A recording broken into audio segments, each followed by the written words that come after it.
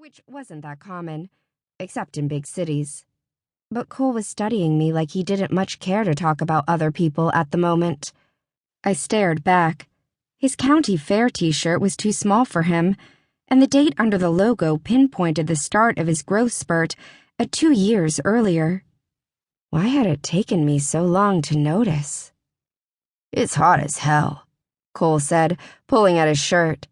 "I wouldn't know personally," I joked, "but I'll take your word for it." Cole laughed, and he left his guitar right there propped in the grass so we could walk to the creek. We met at the creek all through September.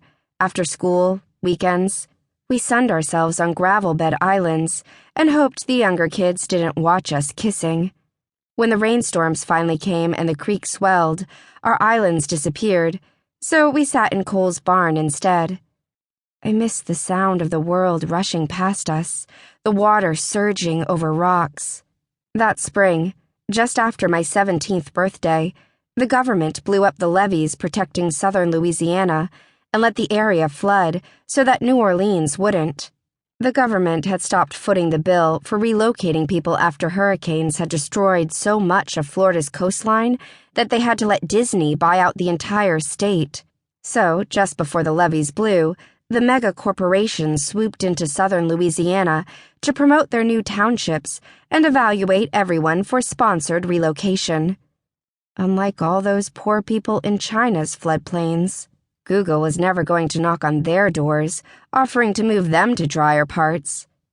I kept my eyes glued to the news feeds because Grandpop had warned me that our farm, so close to the Mississippi River, was in a floodplain too. At first, my dad said the government wouldn't let our land flood, that the country needed every bit of corn it could get because the heat and wind were hard at work, turning places like Nebraska and Kansas into sand dunes, destroying farmland and cattle ranches. But when the Mississippi started swelling, it was a choice between cities, with their people and businesses, and farmland. The farmland would have to go. Ours included. We heard a rumor that Microsoft Verizon, which boasted the most luxurious townships in the country, had plans to come around and evaluate everyone for relocation. "What are they going to do with a bunch of farmers?" Cole said. "They're not going to relocate us. We don't have anything they want." He took to hanging out with some older boys who itched to make someone else feel as desperate as they did. On a hot day at the creek, I saw one of them hold a little boy under the water until he stopped thrashing, and then let him up just in time. At night, Cole would slip away to meet up with them, in the attic room of that girl whose parents go to town most weekends, or at that guy's half-done house where the front is mostly bare plywood. Cole and his friends would get so drunk so fast, Cole told me, it was like someone was holding their heads underwater and their day had come full cycle. Sometimes I'd go with him, and we'd all watch feeds from different townships and talk about relocating. Or Cole would play his guitar along to the radio and change all the lyrics to swear words. Sometimes he and I would lie in the attic bed together and kiss, and wonder if we should do more than kiss. But then other times he'd be far away, staring at the ceiling, barely acknowledging the brush of my kneecap. "No one cares about this place," Cole told me. "We don't count for anything out here away from the big cities. We might as well be ghosts." Microsoft Verizon showed up in town. They asked how many hits we usually got on our feeds.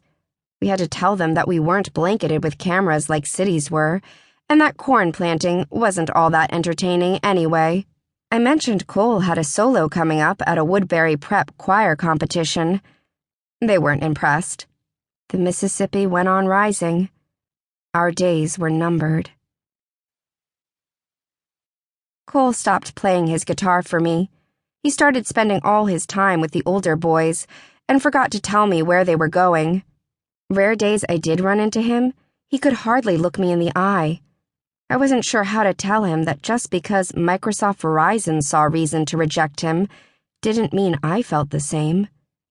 I holed myself up in the attic with downloaded school assignments that I ignored in favor of online stories about the other place. People were always posting their own made-up adventures.